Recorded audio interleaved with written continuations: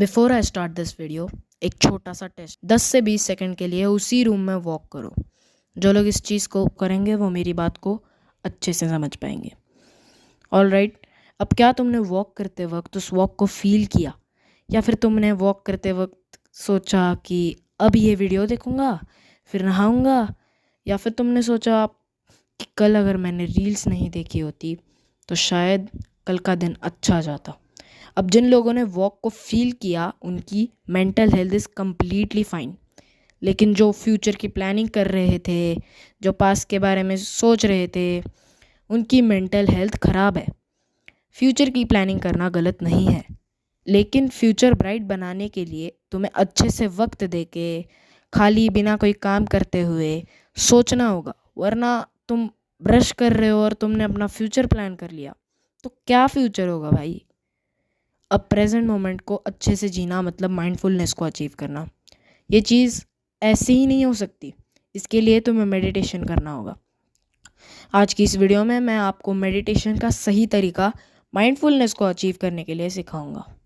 तो इस वीडियो का मेन टॉपिक रहेगा the correct way of meditating. वैसे तो मेडिटेशन के कई सारे तरीके होते हैं, लेकिन मैं आपको जो कॉमन है और माइंडफुलनेस को अटेन करने के लिए हेल्प करता है वही सिखाऊंगा। फाइंड अ कंफर्टेबल पोजीशन जिसमें तुम अच्छे से बैठ सको। आंखें बंद करो। अब स्टेप 1 यहाँ से स्टार्ट होता है। अब डीप ब्रीदिंग करो। बड़ी बड़ी सांस लो और बड़ी बड़ी सांस छोड़ो। ऑब्ज़र्व करो तुम्हारे लंग्स को फूलते हुए। ऑब्ज़र्व करो तुम्हारी बॉडी कैसे मूव कर रही है। अब इस स्टेप को तुम्हें स्टार्टिंग में करना है, यानी अगर तुम 10 मिनट मेडिटेट कर रहे हो तो 2 से 3 मिनट इस स्टेप को करो, एंड 5 मिनट कर रहे हो तो 30 सेकंड तो एटलीस्ट इस स्टेप को करना है। स्टेप नंबर 2, अब अपनी ब्रीदिंग को कंट्रोल करना बंद करो।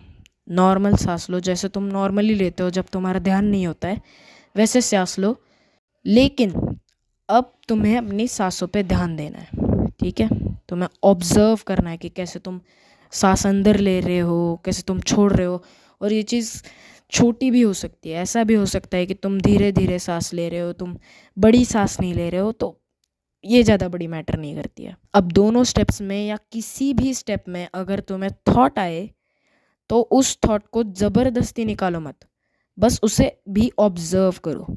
मतलब देखो उस थॉट के थ्रू जो इमेजेस आ रही है, कुछ वर्ड्स आ रहे हैं, जस्ट ऑब्जर्व देम अंटिल वो थॉट खुद चला जाता है। वो थॉट गया तो तुम ब्रीदिंग पे फिर से फोकस ले आओ।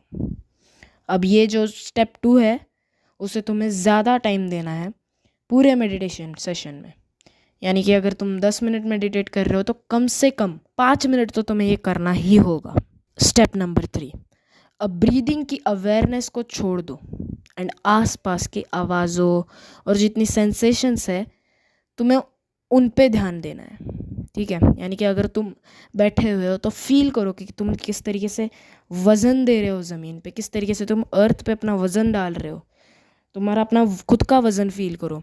तुम ये भी फील कर सकते हो, तुमने अगर हाथ रखे होंगे लैप्स पे, मतलब तुमने अगर अपने हाथों को थाइस पे रखा होगा, जहाँ पर भी तुमने अपने हाथों को रखा होगा, जस्ट फील देम, किस तरीके से उन हाथों में सेंसेशंस आ रही है।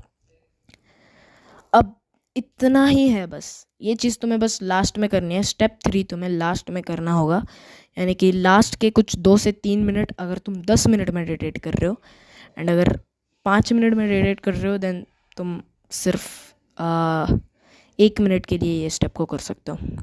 अगर तुम्हें मेरी वीडियो समझ नहीं आई तो थोड़ा इंग्लिश में मेडिटो ऐप पे सुनो, बहुत हेल्पफुल होगा।